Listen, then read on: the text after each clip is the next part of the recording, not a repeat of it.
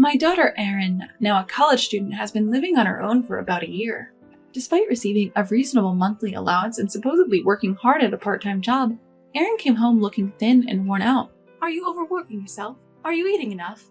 I'm eating fine, stuff like cereal, Erin replied. I urged for more, but Erin fell silent. Confirming my uneasy intuition, Erin thanked me. Thank you for the $13 a month, Mom. I couldn't believe my ears.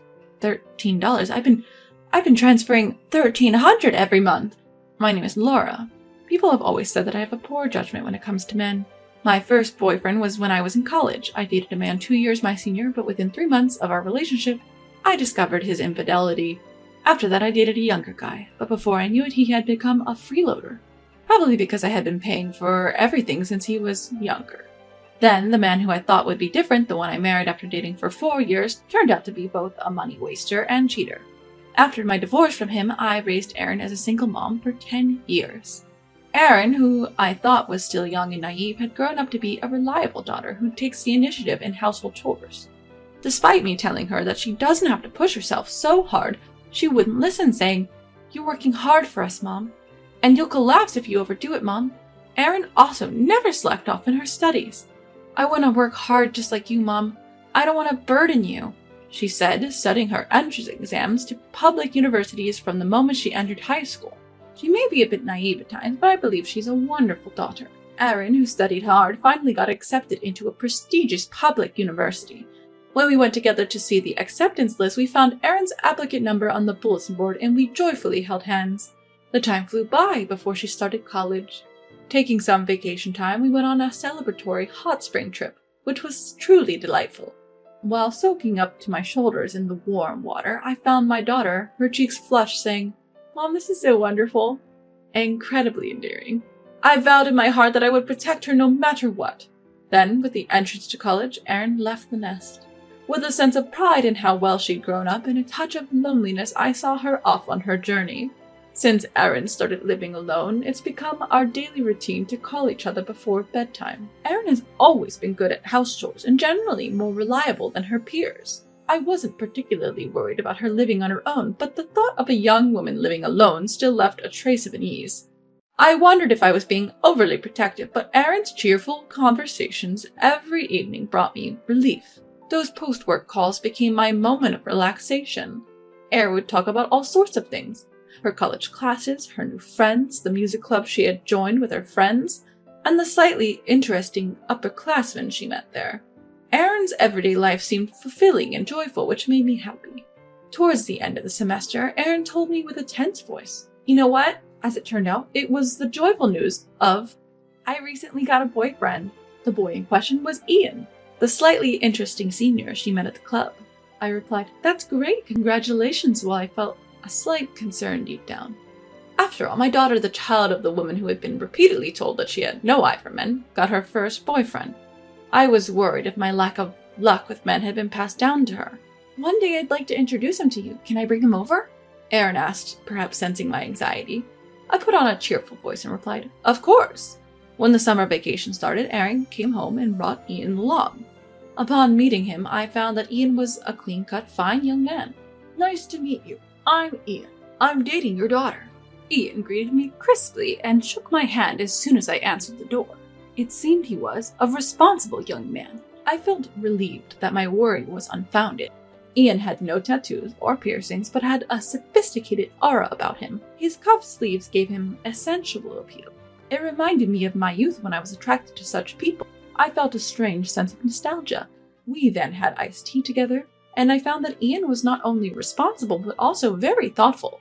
He offered to carry the iced tea that I had made and subtly refilled my empty cup when it ran out. Well, Ian is quite a decent guy. Taking advantage of Ian leaving the table for a moment, I whispered quietly to Erin, "What was all that about, Mom? Were you worried?" Erin chuckled a bit shyly. "Of course, dear. After all, my daughter is in love." "Oh, I told you, I'm fine, Mom. I have better luck than you." Laughing along, I agreed. That's true. Soon the second semester started. Erin, not wanting to burden me, began working multiple jobs to support herself.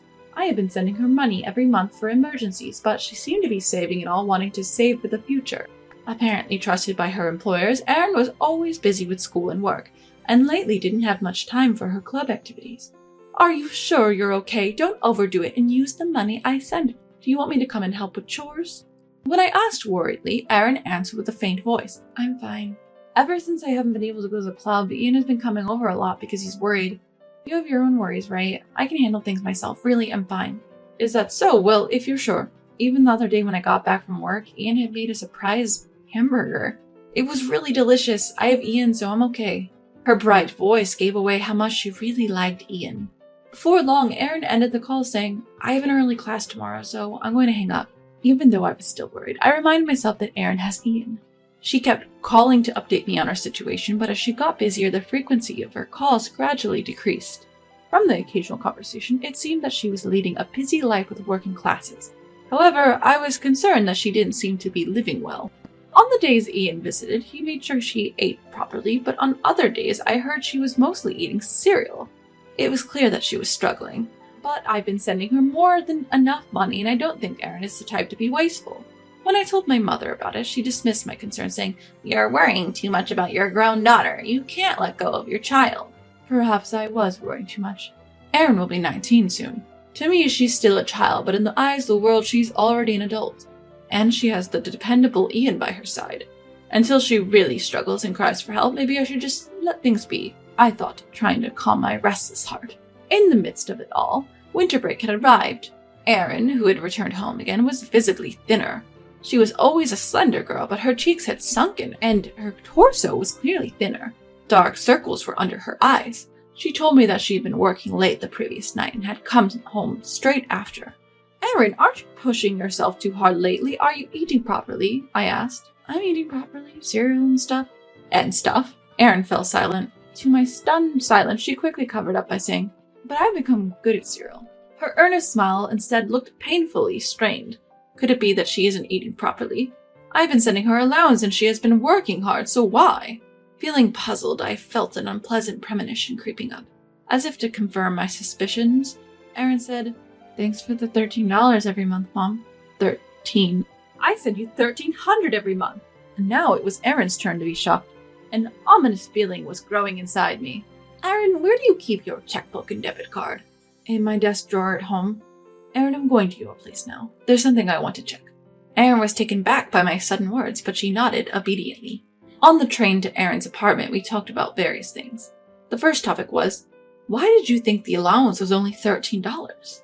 Erin had living expenses account, where she deposited her part-time job money, and a savings account where I deposited her allowance.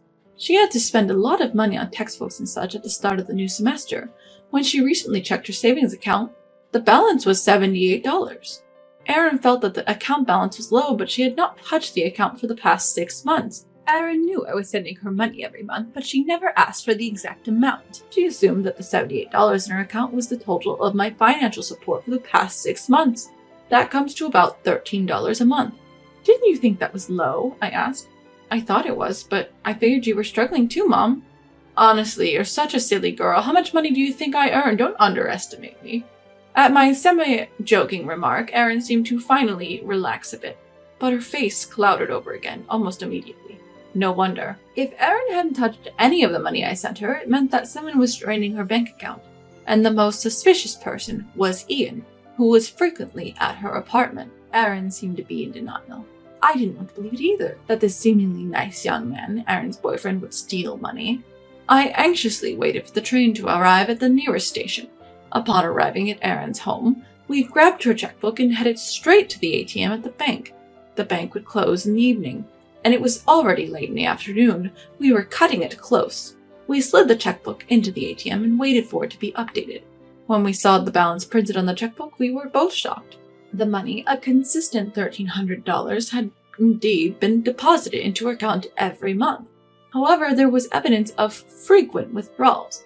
Erin turned pale and muttered softly, Why? Seeing her on the verge of collapsing, I took her to a nearby coffee shop where I decided to probe deeper into the matter. Primarily, I wanted to know about her management of the checkbook. Erin kept her checkbook and debit card in a locked drawer in her desk. However, the key was kept in another drawer, so anyone who entered the apartment could potentially unlock it. The only person who could be rummaging through her room when she's not around was her boyfriend, Ian, who had a spare key. Moreover, the PIN for the debit card was the same as the one she usually used for her other cards. Someone must have peeked when she was withdrawing money. I admit it was careless of me as well when I set up the account. I'm sorry, honey. Mom should have been more thoughtful too. I never imagined someone else would use the money. It's not your fault, Mom. I should have been more vigilant about managing it. While both of us were hanging our heads, I added, but the person who is most to blame is the one who spent other people's money without permission. Yeah, you're right. Erin's response was devoid of energy. That was understandable. She had been betrayed in such a way by the person she most likely trusted the most. Seeing my daughter so dispirited, my heart ached. I'll take care of this, I found myself saying. What?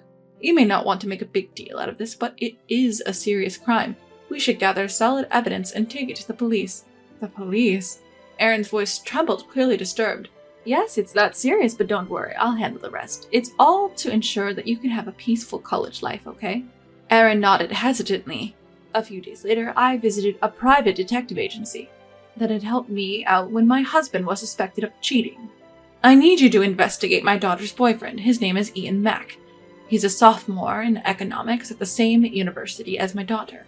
We suspect that he might have been using the money I sent to my daughter without permission. I explained, showing a picture of Ian that Erin had sent me on my phone. They agreed to take on the case without hesitation. Their fees were hefty, but it was all to clear up this matter for Erin's sake. While we waited for the investigation, Erin decided to commute to college from my house due to her anxiety. The one-way commute took over an hour, which was tough for Erin, but she visibly relaxed every time I came home. One evening, she made granola for dinner. Just as you said, you've become good at making cereal. Seeing the confident wink Erin gave me, I felt a pang of heartache, knowing that she must have been eating this almost daily. A month later, the result of the investigation came in. There was no doubt that Ian had been withdrawing money from Erin's account. According to the investigator, soon after Ian started dating Erin, his friends testified that his lifestyle suddenly improved. What surprised me more was that Ian's crimes didn't end there. Apparently, Ian was in relationships with several other women. Stunned, I was handed a few photographs. Photos of Ian with his arm around a woman. Photos of him dining happily at a restaurant. Pictures of them looking into an arcade together. Photos of them strolling through the hotel district. In every photo, the same man with a distinctive beauty mark was seen with a different woman. A characteristic teardrop on a man's face. There was no mistake, it was Ian. It appears that Ian has been using the money you've been sending to your daughter. Not just to impress his friends, but also to maintain relationships with several girlfriends. The investigator told me, looking quite grim. Thank you, I said, bowing my head deeply. Now it was time to strike back. First, I filed a complaint with the police. Then, I sent a written explanation of what Ian had done to his parents, the university he attended, and all of his girlfriends. At first, Ian denied everything, but finally admitted to his wrongdoing when confronted by multiple girlfriends. Naturally, all of the girlfriends, including Erin, cut ties with Ian. Subsequently, due to the police case, Ian was expelled from the university and brought back to his parents' home. Fortunately, his parents were reasonable people and came to my house with a humble gift to apologize. For the time being, his parents agreed to reimburse the stolen money. I'll make our stupid son repay this, even if it kills him. Ian's father swore, even going so far as to almost cry. According to what Erin heard through the grapevine, Ian is now working multiple jobs to continue repaying his parents. By the time this incident settled, it was the beginning of spring. Just as Erin's spring break started, we decided to celebrate the end of this unfortunate relationship with our first trip to a hot spring resort in over a year. Erin had managed to get her life back on track since then, and her complexion and physique were returning to a healthy state. We soaked in the warm bath, ate plenty of delicious food from the inn, and watched TV. I felt like we were finally able to enjoy some peace for the first time in a while. Mom? Just before falling asleep, Erin spoke up within the covers. What's up? Remember how you and Dad divorced because of Dad's reckless spending and affairs, right? Hearing Erin's words, I was taken aback. My ex-husband, just like Ian, was a man who spent money lavishly in order to maintain a good face around others. Unable to cover the living expenses due to his spending and, moreover, having affairs, I slammed the divorce papers at my ex-husband. We ended up choosing similar kinds of men, didn't we? Erin gave a slightly sad smile. That's true, we need to be careful from now on. Feeling a little jittery, she responded with an intentionally cheerful tone. Speaking of which, you seem to have been looking happier lately. Did you get a boyfriend? No way, it's not a boyfriend. Could he possibly become a boyfriend? Recently, due to the incident, I've been getting along with the investigator, but I hadn't told Erin about it yet. Even so, did she sense something? Or was it just because we were mother and daughter who had lived together for so long? Wait a minute, are you sure it's going to be alright this time, Mom? Erin teased me with a chuckle. Well, it should be okay, right? Unlike your father, he seems to be a serious and reliable person. Come on, be serious. If it's after me, it's your turn, Mom, and that's not going to be a laughing matter. I'll be careful. After responding in a serious tone, Erin and I couldn't help but look at each other and laugh.